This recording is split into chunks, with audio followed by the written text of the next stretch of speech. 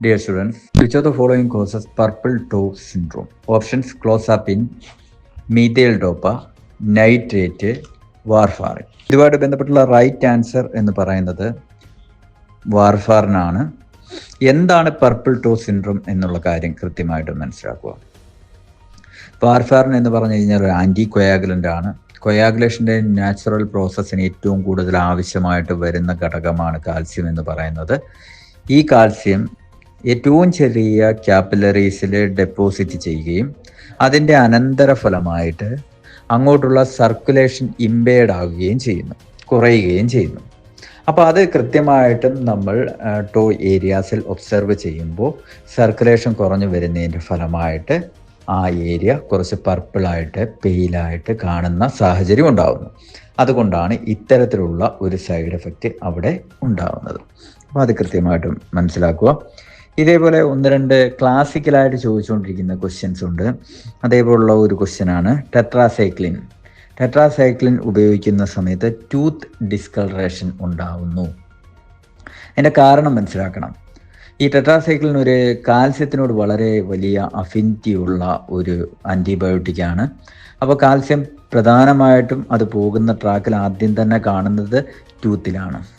ടൂത്തിലുള്ള calcium ഈ പറയുന്ന ആൻറ്റിബയോട്ടിക്കുമായിട്ട് bind ചെയ്തിരിക്കുന്നതിൻ്റെ ഫലമായിട്ടുണ്ടാകുന്ന ഡിസ്കളറേഷനാണ് ഇത്തരത്തിലുള്ള ഒരു സൈഡ് എഫക്റ്റിന് കാരണമാകുന്നത്. ദെൻ അടുത്ത ഒരു ക്വസ്റ്റ്യൻ ചോദിച്ചിട്ടുള്ളത് വയാഗ്ര യൂസേജ് ഉണ്ടാക്കുന്ന ഒരു സൈഡ് എഫക്റ്റാണ് ബ്ലൂ വിഷൻ ഡിഫക്റ്റ് എന്ന് പറയും. ഈ ബ്ലൂ വിഷൻ ഡിഫക്റ്റ് എന്ന് പറയുമ്പോൾ നമ്മുടെ കാഴ്ചയിൽ എല്ലാ കാര്യങ്ങളിലും ഒരു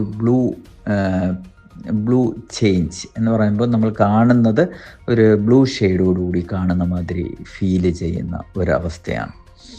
അപ്പോൾ അങ്ങനെ വരാനുള്ള കാരണം എന്താണെന്ന് ചോദിച്ചു കഴിഞ്ഞാൽ ഈ മെഡിക്കേഷൻ്റെ പ്രത്യേകത നിങ്ങൾക്കറിയാം. അത് കുറച്ചുകൂടി ഒരു വാസോ കൺസ്ട്രിക്ഷൻ ഉണ്ടാക്കുന്ന മെഡിക്കേഷനാണ്. ഇത് പ്രധാനമായിട്ടും റെറ്റിനയിലെ രക്തക്കൊള്ളുകൾ ചുരുങ്ങുന്നതിന് കാരണമാകുന്നു. അതുകൊണ്ട് തന്നെ അങ്ങോട്ടുള്ള രക്തയോട്ടം കുറയുന്നു. അതുകൊണ്ട് തന്നെ കളർ വിഷൻ കറക്റ്റായിട്ട് നടക്കാത്ത ഒരു സാഹചര്യം വരുന്നത് കൊണ്ടാണ് ഇത്തരത്തിലൊരു ബ്ലൂ ടിഞ്ച് വരുന്നതിന് കാരണമാവുന്നത്. അതേപോലെ തന്നെ കോമൺ ആയിട്ട് ചോദിച്ചിട്ടുള്ള കാര്യമാണ് ഈ ഫെനിറ്റോയിൻ്റെ സൈഡ് എഫക്റ്റാണ് ജിഞ്ചിവൽ ഹൈപ്പർപ്ലേസിയ എന്ന് പറയുന്നത്. ഫെനിറ്റോയിൻ്റെ ആക്ഷൻ തന്നെ കൊളാജൻ സിന്തസിസ് ഉയർത്തി നമ്മുടെ ബ്രെയിനിലെ കോശങ്ങൾക്ക് സീഷറിൻ്റെ ത്രെഷോൾഡ് ഉയർത്തുക, ചെറിയ ചെറിയ സെൻസിറ്റീവായിട്ടുള്ള കാര്യങ്ങളിൽ സീഷർ ഉണ്ടാവാതിരിക്കാൻ സംരക്ഷിക്കുക എന്നുള്ളതാണ്.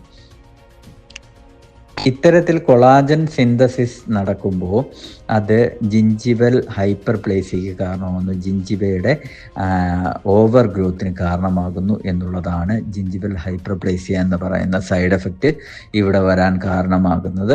അതിനുവേണ്ടിയാണ് കൃത്യമായിട്ട് ഓറൽ ഹൈജീൻ മെയിൻറ്റെയിൻ ചെയ്യണം എന്ന് പറയുന്നത്. അതേപോലെ ഒരു കാര്യമാണ് മീഥൈൽ ഡോപ്പ എന്ന് പറയുന്നത് പലപ്പോഴും പറയുന്ന കേസാണ് ഹീമോലൈസിസ് ഇൻ മദർ എന്ന് പറയുന്നത്. അതായത് മീഥൈൽ ഡോപ്പ സാധാരണയായിട്ട് കൊടുക്കുന്നത് നിങ്ങൾക്കറിയാം ഹൈപ്പർ ടെൻസീവ് കേസസ് ആണ്. അത് സാധാരണ മെറ്റേണിറ്റി പീരീഡിൽ കൊടുക്കുന്ന ഒരു ഡ്രഗാണ്. ഇത് കൊടുക്കുമ്പോൾ ഉണ്ടാകുന്ന ഇതിൻ്റെ ആക്ഷൻ എങ്ങനെയാണെന്ന് ചോദിച്ചു കഴിഞ്ഞാൽ ഇത് ആൽഫ അഡ്രിനർജിക് റിസപ്റ്റേഴ്സ് അറിയാമായിരിക്കും. ആ ഏരിയയിൽ എത്തുകയും അതിനെ മറയ്ക്കുന്ന ഒരു സാഹചര്യമാണ് ഉണ്ടാകുന്നത്. തീർച്ചയായിട്ടും അങ്ങനൊരു അവസ്ഥയിലേക്ക് എത്തുന്ന സമയത്ത് BP കുറയാനുള്ള സാധ്യത നിലനിൽക്കുന്നു. ദെൻ ഇതുമായിട്ട് ബന്ധപ്പെട്ടുള്ള സൈഡ് എഫക്റ്റ് വരാനുള്ള കാരണം എന്താണെന്ന് ചോദിച്ചു കഴിഞ്ഞാൽ ഇത് റെഡ് ബ്ലഡ് സെൽസ് RBCസിൻ്റെ മെംബ്രെയിൻ്റെ ആ ഒരു മെംബ്രെയിൻ്റെ തിക്നെസ് കുറയുന്നതിന് കാരണമാകുന്നു, പെട്ടെന്ന് ലൈസായി പോകുന്നതിന് കാരണമാകുന്നു. അതുകൊണ്ടാണ് ഇത് കൂടുതലായിട്ട് കഴിക്കുമ്പോൾ മദറിന് ഹിമോലൈസിസ് എന്ന് പറയുന്ന ഒരു സാഹചര്യം ഉണ്ടാകുന്നതായിട്ട് കണ്ടുവരുന്നത്. ദെൻ അടുത്ത ഒരു കേസാണ് nitrate Sorbitrate group of drug. അതിൻ്റെ കേസിൽ അത് കഴിക്കുമ്പോൾ സാധാരണയായിട്ട് മൺഡേ മോർണിംഗ് ഹെഡേക്ക് എന്നാണ് നമ്മൾ പറയുന്നത്. പിറ്റേ ദിവസം രാവിലെ നല്ല ഹെഡേക്ക് ഫീൽ ചെയ്യും. കാരണം ഇതൊരു വാസോ ഡയലേഷന് കാരണമാണ് ഡ്രഗാണ്. അങ്ങനെ വാസോ ഡയലേഷൻ നടക്കുന്നതിൻ്റെ ഫലമായിട്ട് പ്രീലോഡ് കുറയുകയും കാർഡിയക് ഔട്ട്പുട്ട് കുറയുകയും ബ്രെയിനിലേക്കുള്ള സർക്കുലേഷൻ കുറയുകയും ചെയ്യുന്നു. അതുകൊണ്ടാണ് ഈ പേഷ്യൻസ് ഹെഡേക്ക് എക്സ്പീരിയൻസ് ചെയ്യുന്നതായിട്ട് പറയുന്നത്. അതേപോലെ ഒരു സംഭവമാണ് ക്ലോസാപ്പിൻ്റെ ഒരു സൈഡ് എഫക്റ്റ് ആയിട്ട് പറയുന്ന ഒരു സംഭവമാണ് പില്ലോ വെറ്റ് സിൻഡ്രം എന്ന് പറയുന്നത്. പില്ലോ വെറ്റ് സിൻഡ്രം എന്ന് വെച്ച് കഴിഞ്ഞാൽ ഹൈപ്പർ സലൈവേഷൻ ആണ് ഇതിൻ്റെ ഒരു സൈഡ് എഫക്റ്റ്. അതിൻ്റെ ഫലമായിട്ടാണ് ഉറങ്ങുന്ന സമയത്ത് ഹൈപ്പർ സലൈവേഷൻ ഉണ്ടാകുകയും പില്ലോ വളരെ വെറ്റായി മാറുകയും ചെയ്യുന്ന സാഹചര്യം ഉണ്ടാകുന്നു. അതുകൊണ്ടാണ് ഈ പില്ലോ വെറ്റ് സിൻഡ്രം എന്നുള്ള ഒരു ടേം നമ്മൾ ഇവിടെ ഉപയോഗിക്കുന്നത്. ഇതെല്ലാം തന്നെ പല പരീക്ഷയ്ക്കും ചോദിച്ചിട്ടുള്ളതാണ്. അത് കൃത്യമായിട്ടും കാര്യകാരണ സഹിതം മനസ്സിലാക്കി വെക്കാൻ ശ്രദ്ധിക്കുക. Okay, thank you. ഒരു വിഷയം. Thank you.